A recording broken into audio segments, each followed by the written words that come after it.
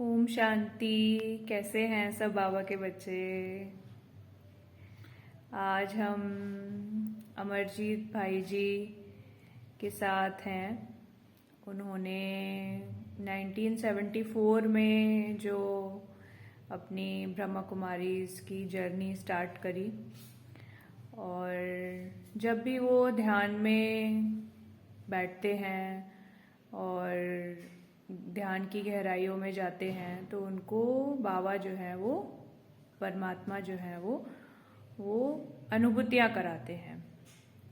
तो उनको जो है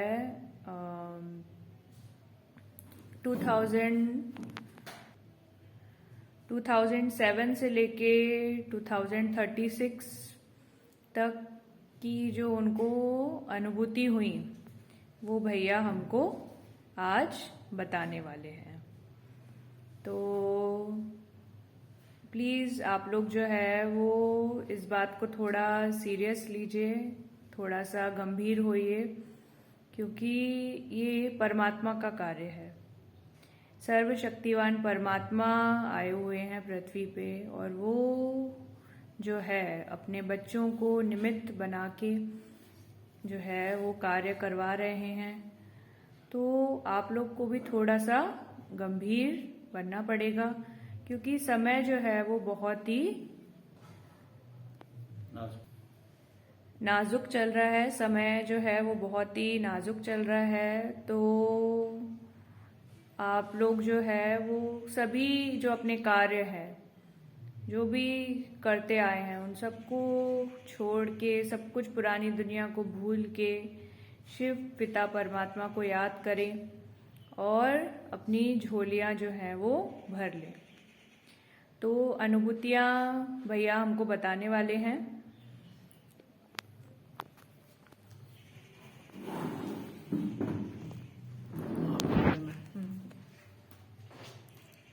ओम शांति।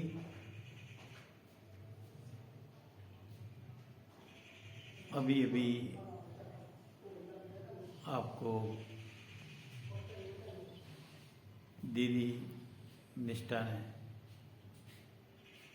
मेरे बारे में बताया है, तो मैं बताना चाहता हूँ कि मैं पंजाब से चीफ इंजीनियर रिटायर्ड हूँ। और जब मैं रिटायर हुआ 2007 की बात है, तो मैं पंजाब में मेंबर ऑफ पार्लियामेंट का इलेक्शन लड़ना चाहता था। तो उससे पहले मैं मधुबन गया, तो मैं डायमंड हॉल में बैठा था, तो बाबा ने मुझे अनुभव कराया और बोला कि बच्चे, ये जो आप इलेक्शन लड़ने जा रहे हो ये ठीक नहीं है, क्योंकि आप एक देव आत्मा हो, बाबा ने बताया। तो उसके लिए आप, अगर आपके पास पैसा है तो बच्चे तुम ये पैसा मेरे आश्रम खोलकर मेरे सहयोगी बन सकते हो। मैं इसके लिए आपको निमित्त बनाऊंगा, आपसे सेवा लूँगा, सेवा करवाऊंगा। तो मुझे ये बात बहुत अच्छी लगी। तो जब मैं वापस आया तो मैं चंडीगढ़ में रहता था, तो वहाँ जो बड़े दीदी थे उनसे मैंने बात की। तो उन्होंने बोला कि भाई जी ये तो बहुत अच्छी बात है, अगर आप सेवा सेंटर खोलकर, सेवा बाबा के खोलकर बाबा के मददगार बन सकते हो, बाबा की सेवा कर सकते हो, तो इससे बढ़िया तो कोई सेवा हो ही नहीं सकती। तो तब से ही मैं ये जो बाबा ने मुझे निमित्त बनाया है, मैं बाबा की सेवा कर रहा हूँ जी। और इसके दौरान मैं जब भी मधुबन जाता हूँ, जहाँ सेवा स्थानों पर भी मुझे अनुभूतियाँ होती ही रहती हैं। तो इसमें जो खास अनुभूतियाँ मुझे हुई हैं जो मैं बताना चाहता हूँ कि बाबा ने मुझे अनुभूति कराई कि 2017 में ये ज्ञान बंद हो जाएगा। और आपके सामने ही है कि जो दादी गुलजार 2017 के बाद बाबा दादी गुलजार के तन में नहीं आए, तो ऑलमोस्ट तब से ही है ना बाबा का ज्ञान किसी और तरीके से विधि से चल रहा है। भैया को अनुभूति हो गई थी 2007 में ही कि 2017 मतलब 2017 में जो है वो ज्ञान जो है ये बंद हो जाएगा, मतलब मुरली जो है वो आना बंद हो जाएगी। मुरली तो चलती रहेगी, मुरली चलती रहेगी। हाँ। ये मुरली तो रिपीट हो रही है ना अभी, रिपीट हो रही है ना। रिपीट हो रही है। तो जो तन था दादी गुलजार का, उसमें बाबा का आना 2017 में बंद हो गया। उसके बाद क्या अनुभूति हुई भैया को वो बताएंगे। हाँ, तो फिर बाबा ने बताया कि बहुत गंभीर समय आने वाला है। तो 2019 में एक ऐसी बीमारी आएगी जिसका ना कोई एंटीबायोटिक होएगा, ना ही उसका कोई इलाज होगा, है ना। उसको कोरोना कहा जाता है। तो कोरोना का नाम उसको मिला, तो उसमें भी आपके सामने कितने लोग परेशान हुए और कई तो शरीर छोड़ गए। उसके बाद अब जो समय आने वाला है 2025 में भी या इसके आसपास ऐसी गंभीर बीमारी आएगी जिसको कोरोना का बाप बोलते हैं। तो इस बीमारी में जो मुझे अनुभव हुआ कि करीब 200 करोड़ के करीब ये जो मनुष्य हैं ये अपने शरीर छोड़ जाएंगे और धरती का कोई ना कोई कोना जरूर मतलब इसकी लपेट में आएगा। भैया को अनुभूति हुई कि 2020 में जो है वो गंभीर बीमारी आएगी। तो गंभीर बीमारी आई, हमने देखा कोरोना आया और करोड़ों लोग उसमें मरे। उसके बाद भैया को ये अनुभूति हुई कि 2025 के आसपास जो है वो अभी कोरोना का पिताजी आने वाले हैं। बहुत और खतरनाक जो बीमारी है वो 2025 में आएगी और उसमें जो है करीबन 200 करोड़ आदमी जो है मनुष्य वो खत्म हो जाएंगे और मतलब कोई ना कोई जो देश है वो भी उसमें खत्म हो जाएंगे, लपेट में आएंगे उसके। तो ये भैया को अभी अनुभूति हुई है। उसके बाद का हम आपको बताते हैं। तो होती रहती हैं। तो उसके बाद बाबा ने बताया, अनुभूति मुझे हुई कि 2025 में तकरीबन ये जो अभी हमारी मुरली की सेवा, मुख की सेवा चल रही है, ये जो सेवा बदल जाएगी दृष्टि सेवा में। तो दृष्टि सेवा 2025 से शुरू हो जाएगी और जो ये दुनिया है, संसार है, इसमें बहुत हलचल मच जाएगी। उसके बाद क्योंकि ये सारा परिवर्तन का समय है, परिवर्तन हो रहा है, क्योंकि 2019 से जब कोरोना आया था तब से ही ये परिवर्तन, या जिसको विनाश बोल लो, परिवर्तन बोल लो, तो ये कार्य बाबा का चालू है, ये शुरू है। और 2025 के बाद फिर 2030 में ये जो धरती की उल्ट पुल्ट शुरू हो जाएगी, मतलब नीचे वाली धरती बाहर आनी शुरू हो जाएगी, ऊपर वाली धरती जैसे नीचे जानी शुरू हो जाएगी, ऐसे कुछ होगा। क्योंकि जब ये यूरोपियन कंट्री आपस में युद्ध करेंगे, ये बम चलाएंगे, जितने भी इन्होंने बनाए हुए हैं, अमेरिका ने या रशिया ने या और जो कंट्री हैं, तो एक बम में से 11,000 डिग्री सेंटीग्रेड का टेम्परेचर निकलेगा और उस टेम्परेचर से ये धरती मेल्ट हो जाएगी, माना पिघल जाएगी। तो एक समुंदर और एक धरती सारी ये बन जाएगी, जिसको पीपल के पत्ते जैसी धरती बोलते हैं। और उस धरती पर श्री कृष्ण का जन्म होगा। और श्री कृष्ण का जन्म जो है वो लगभग 2035 में या 2036 में होने की संभावना है। और 3 साल बाद माना 2039 में राधे जी का जन्म होएगा। तो फिर सतयुग की जो है वो शुरुआत हो जाएगी।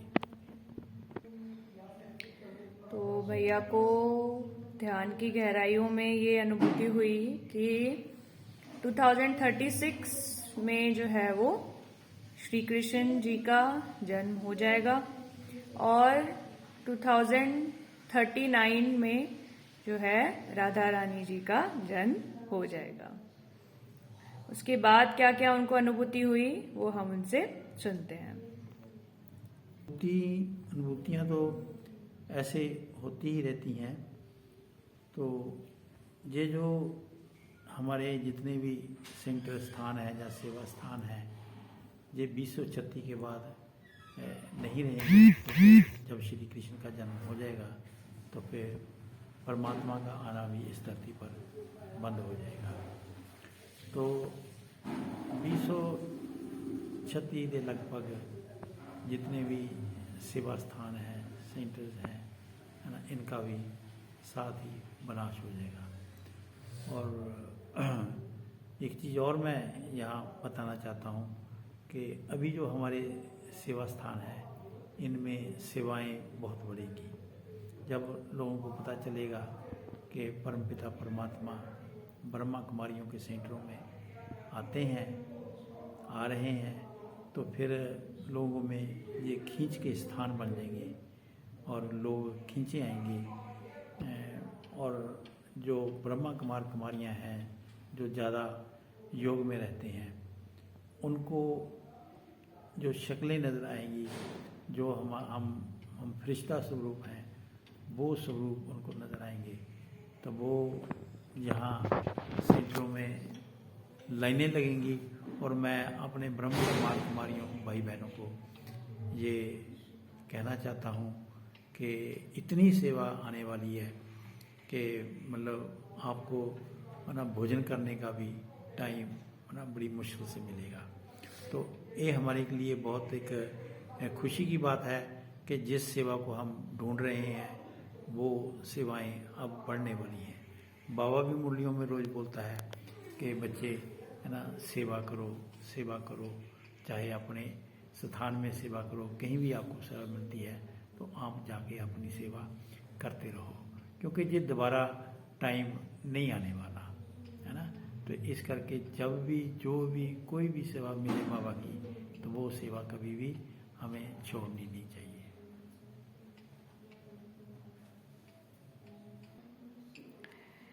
तो सर्वशक्तिवान परमात्मा आए हुए हैं, वो हर क्षण जो है वो हमसे बात कर रहे हैं, हमको संदेश दे रहे हैं। तो इस समय का आप पूरा लाभ लीजिए, क्योंकि समय बचा ही नहीं है। अभी आपके पास मुश्किल से 2-3 साल हैं सेवा के लिए।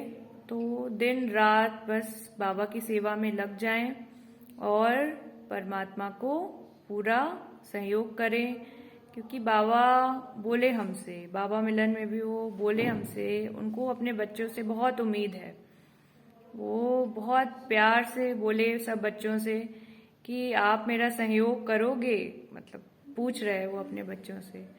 तो हमको जो है वो परमात्मा की बातों पे पूरा फॉलो करना है, उनकी उम्मीदों पे खड़ा उतरना है और दिन रात बाबा की सेवा करनी है और सब कुछ उसको समर्पित कर देना है, क्योंकि वो जो हमारे लिए सोचेगा वो सबसे अच्छा होगा।